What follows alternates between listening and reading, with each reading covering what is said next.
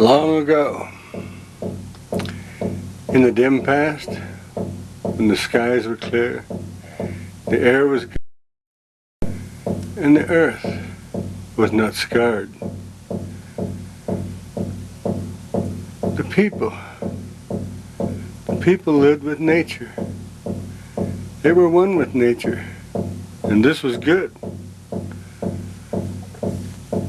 And Grandmother Earth smiled and was happy. For many thousands of years, the land stayed whole, as it had been since the beginning.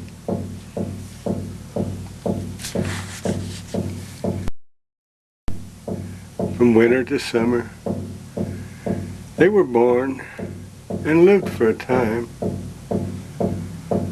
They hunted the deer, the elk, and raised their families. They took the bounty that grew in the floors of the canyons and along the banks of the clear streams, and the sometimes very lean times. Still, this was a way of life.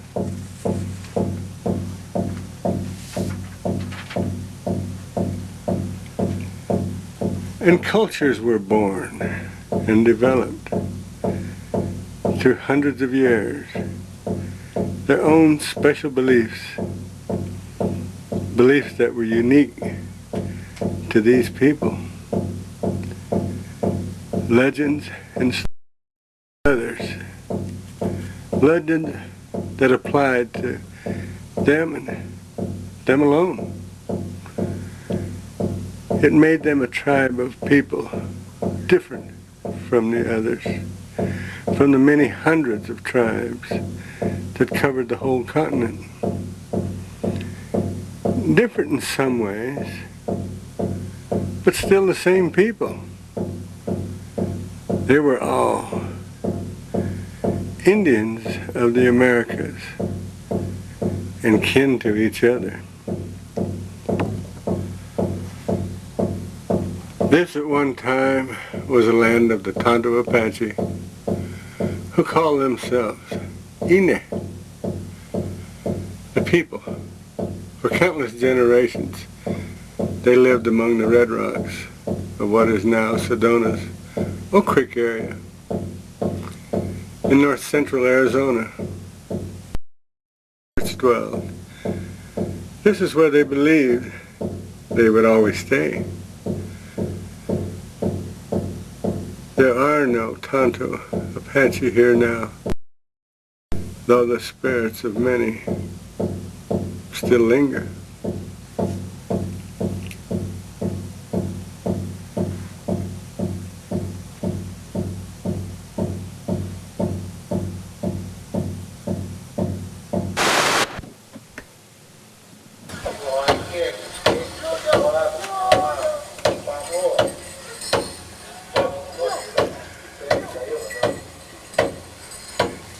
Deep in the canyons of southwestern Grand Canyon is another tribe of people, a tribe different yet the same, the Havasupai, and they, like the others, were once many.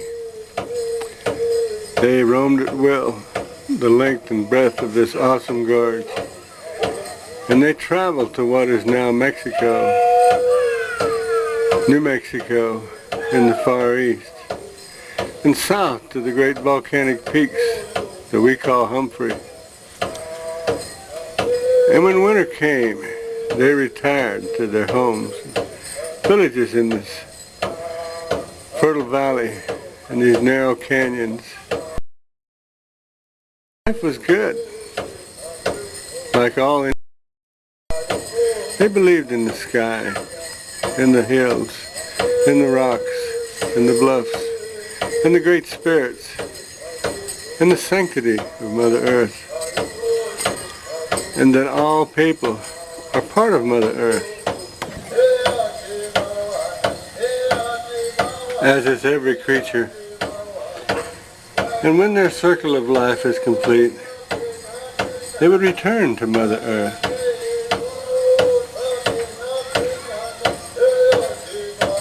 For many, many years, they lived unmolested in this paradise.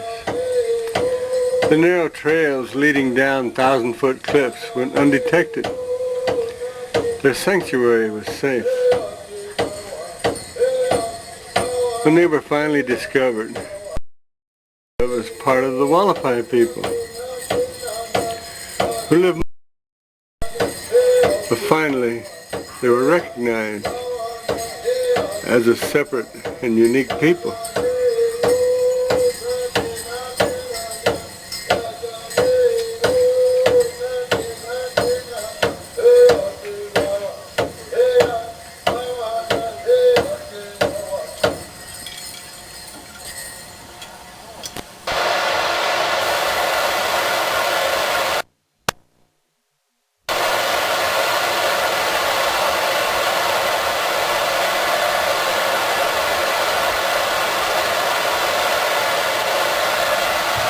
There are but a few Supai people.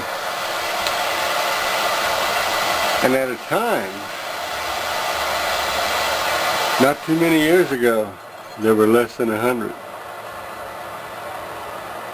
Now there are over 300, or close to it. Yet this is very few, considering at one time there were thousands. And with a good reason. The world around them has cast greedy eyes on this splendid, unspoiled valley. Where millions could be made by exploiting, building maybe a 5-star resort and hotel with a roadway blasted down the canyon, and thousands of tourists come winter and summer to see and play in one of the last paradises, and be told this is where the Havasupai Indians once lived. Or maybe they would say that they never lived here, and that they moved, and no one knows why.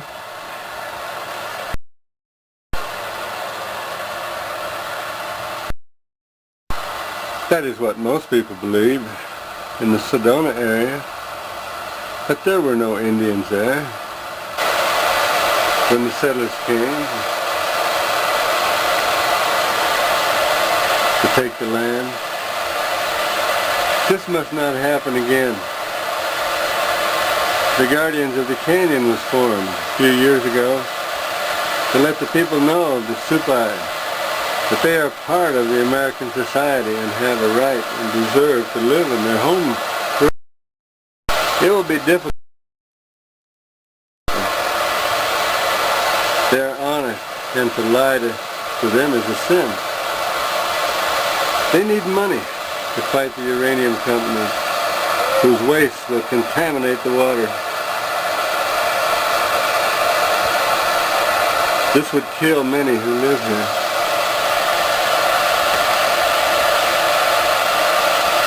But something is being done. The special benefit to raise the money for this fight is to be held in Sedona at the Artisans Gallery. Many performers will donate their time and their talent to help the Supai. And in this way, by dancing and showing their culture, they will gain support that is sorely needed. The falls have been destroyed partially by a great flood built by the cattlemen high up on the drainage where the water comes from. This beautiful blue-green, pure water.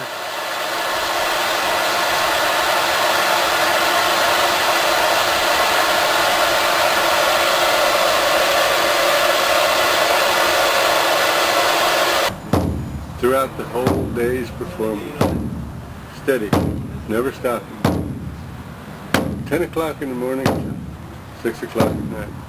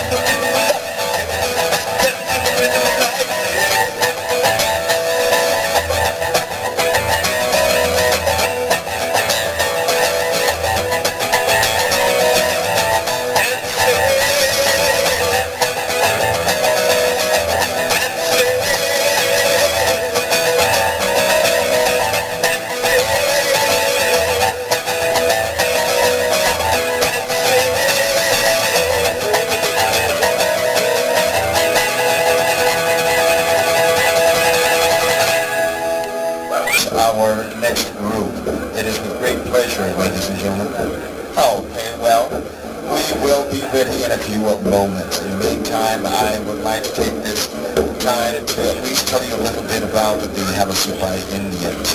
The Havasupai Indians, as Paulette had said earlier in the beginning, we are the people of the Grand Canyon. We have been born and raised in the bottom of the Grand Canyon, and in the area that was inhabited by our prehistoric ancestors since the 12th century AD. Beautiful canyon, very sacred. All the area around it is considered to be very holy ground. So as we walk each day, as we step each day, breathe and look and see, we give thanks to Great Spirit and say, Hanukkah, it is good. Thank you for allowing for me to walk on Mother Earth today. It is a terrible shame that much harm is being done to Mother Earth. Our Indian people throughout the land have said Mother Earth is very sacred. All that is living, all that is part of Mother Earth is very sacred. And the Indian people believe that there is much life, there is reason, there is meanings for it. It's listen, and when you listen to me, listen to the heart. And to have something as devastating as a piercing of the land into Mother Earth, people said, no, this must not happen.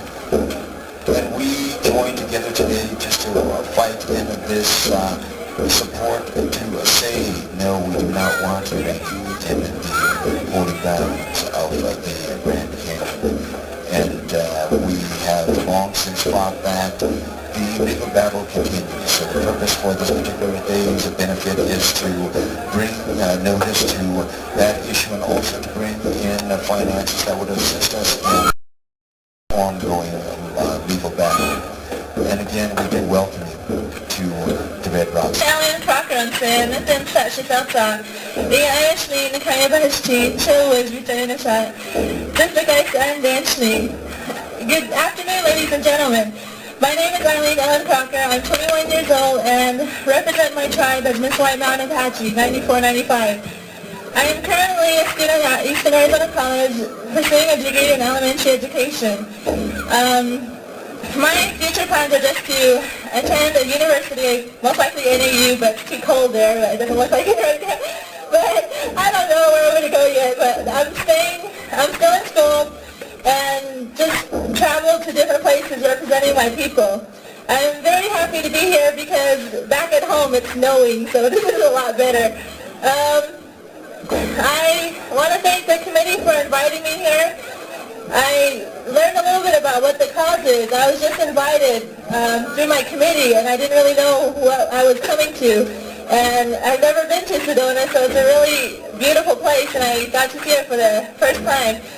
The issue that the raising money for is very important. I feel that as Indian people, we are real close to Mother Earth, and in our culture, we are very close, and our teachings and our traditions go back to Mother Earth. So this is very important to realize about the things that are happening on different reservations. I am also in a program called Earth Ambassadors, which is a national organization just to learn different issues, environmental issues facing Indian people. Let's even smile harder because when they see us, they'll say, why see you kind of joking? You wild you, why see you joking? They're good people. They think good. And they think in the way that is good and from the heart. And when I see that, I feel good. And that we all must is something that we all must grow with. It is a good day again, and we welcome Great Spirit watching over this special day. And the sounds that are coming from this special place, we wanted to echo from the walls, and those that are not here with us today at least hear the sounds of what is a very happy thought, and a thought that will allow for us to walk in the way that is good. The skies are blue, the clouds are there, the rocks are there, the ground is there, and all of them are very happy today to know that we have given the time to give respect and given the thought that is from our heart. And with that,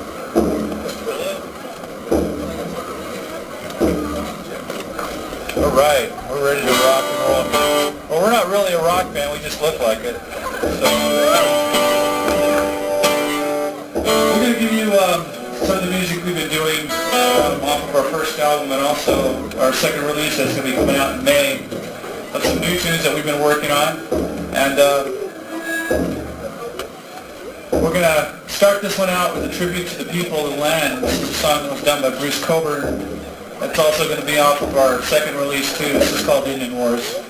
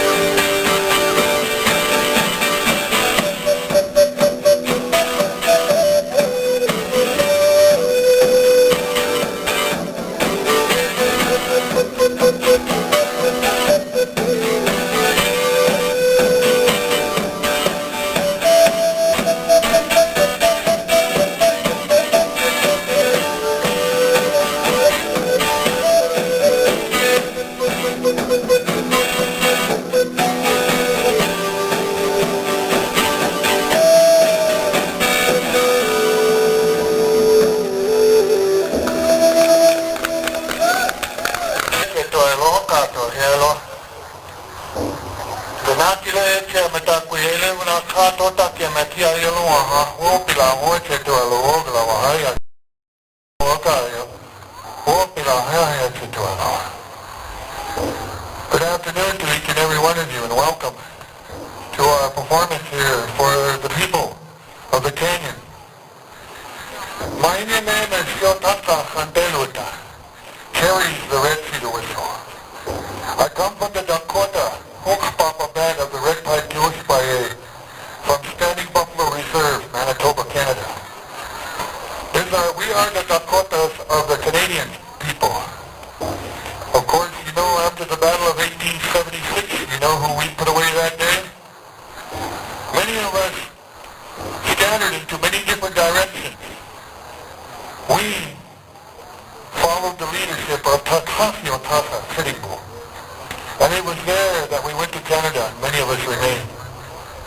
Unfortunately, Sitting Bull came back into the United States, where on December 13th, 1893, he was assassinated and killed in Little Eagle. I have been playing the traditional shotamsas, or the traditional flute, since the age of 5. Many of my songs I know are very old, yet there are songs that I have that are very new, that have come to me in dreams. Through the age of time, the traditional flute has been with our people for thousands and thousands of years. The people and the ancestors of this area, as well as the ancestors from many other areas throughout the Indian country, have used the traditional shotamsa as an instrument of much beauty. The young men would court young ladies and play many beautiful songs, and they would sing these songs. My grandfather told me that when I play, he says, you do not only play the songs, he says, but you sing the songs too as well, the songs that have the words. You sing these songs and show the people the true way of playing the traditional flute. Because picking up a flute and playing it is good, but knowing the song behind it is even better. I'd like to share with you one such song. A song that I'd like to play. This is a song that I have worked on for many years. A song to the Wahias Oyate. The Wahia Oyate are the thunder spirits of the thunder west. They are very powerful, for they are the ones that provide us life with rain, in which much of the crops are needed for food. The song is very old, yet the flute song is new, since not many people have ever done this. With permission of my people, I'd like to share this song with you.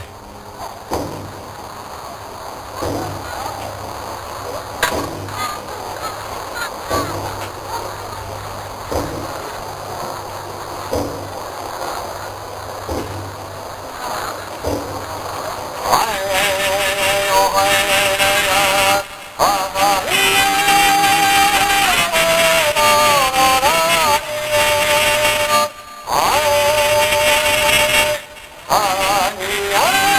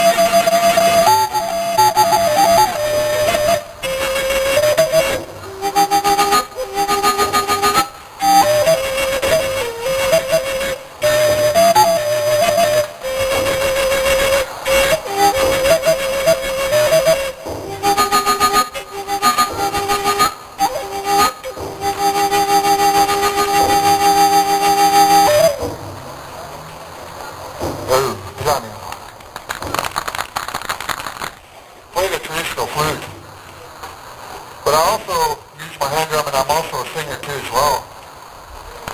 Grandfather has smiled upon me with much gifts, and learning of songs from my people are very, very well-known singers like Grandpa Bill Horncloud and them were my teachers when I grew up on the reserve. Now note the way we call it reserve. We call them reserves up in Canada where I come from. It's a little different than what it is here in the United States. Though my mother did come from the Salt River people, the Maricopa, the Pipas. I lived mostly in the north with my relatives. We have competitions among our hand drum people. Many songs are usually sung, powwow songs mostly. But I'd like to share with you a very beautiful honoring song that we have among our people. These honor songs are usually sung to honor people or to honor an individual of a deed that he has done. But in this case, I'd like to sing this song in honor of the Havasupai people and the Supai people nation. For we as Native people, no matter what tribe we are, we need to unite as one nation. We need to let the non-Indian people know that we are here. We need to make the statement known to all the world that we are one people. Though Creator has given us many different languages and many different tongues, we are one people. I'd like to share this song at this time.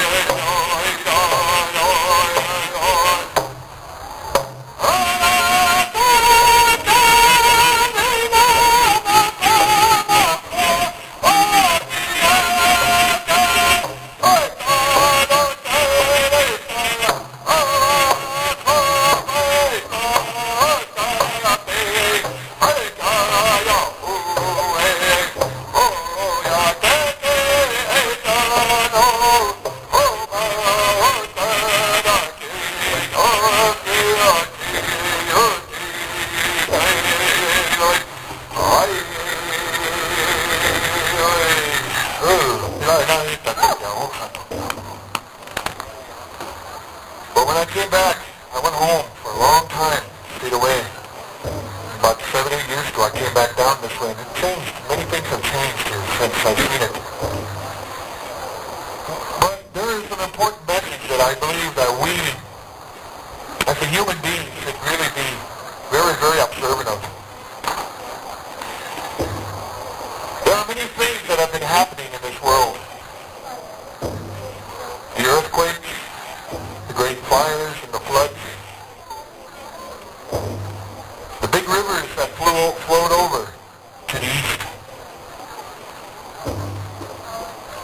animals also have a very important bearing on our way of life because they have been trying to tell us something too. The animals and the insects, the winged creatures, all of them, they have been trying to tell us something. And we as the human beings should start listening and watching these signs. And that is, we, as the human race, no matter what color we are, or where we come from, we should start taking care of Grandmother Earth. Because if we don't, we will perish as a race of people. The water that we have is unfortunate because a lot of it is not drinkable. The air we breathe too. And many of the foods we eat too have all these weird things in them. And in this way, I had a dream.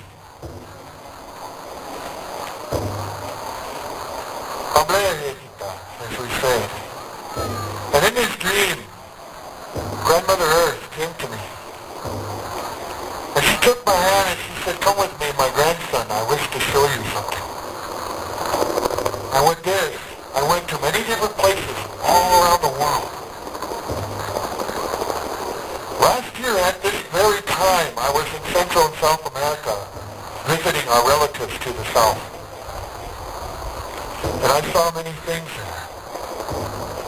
What upset me was the destruction of the rainforest. Mankind do not realize that once that rainforest is destroyed, the air will become stagnant. And as I have said before, we will perish. On my newest album with Canyon Records, I have a song in there which is titled A Song to Grandmother Earth. I'd like to share this song with you. A song that translates into Lakota language saying, "Grandmother Earth, it is always good that you bring us life." The song of Grandmother Earth.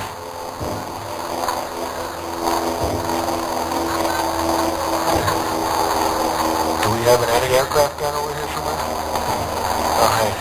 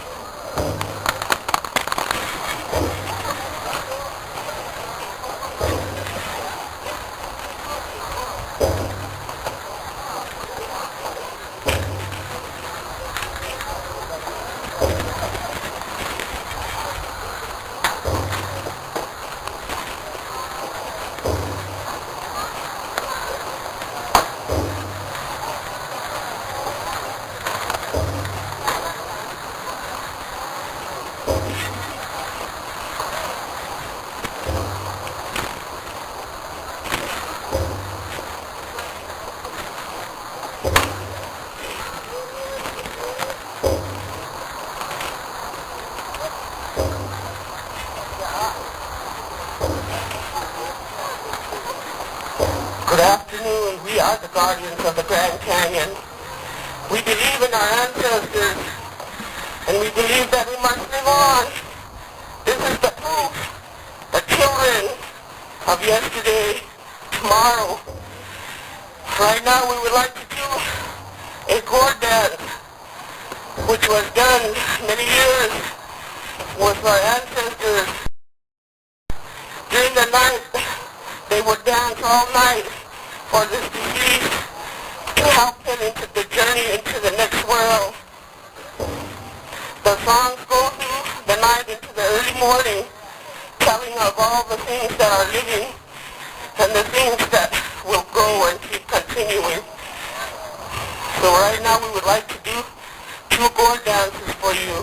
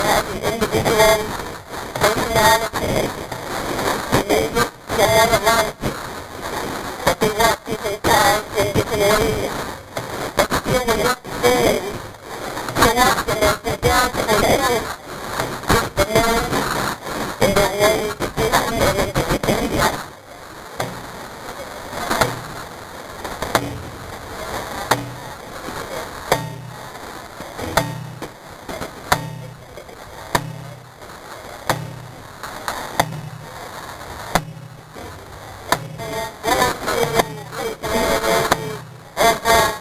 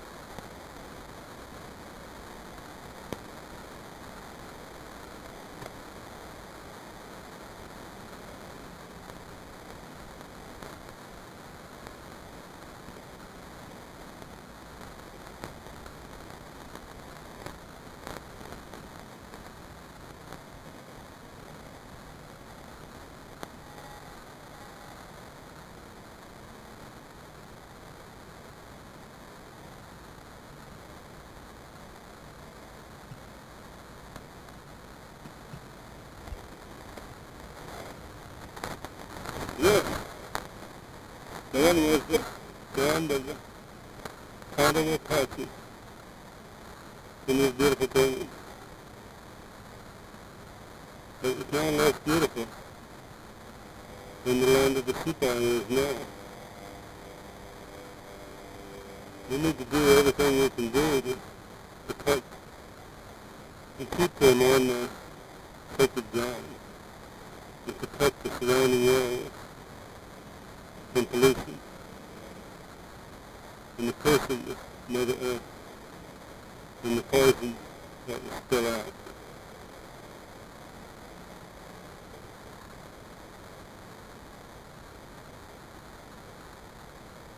Makes one think, are we doing the right thing?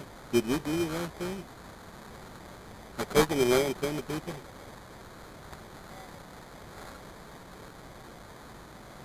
Or will we end up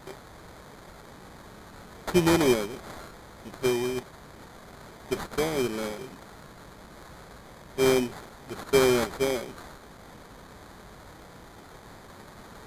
I sincerely hope not.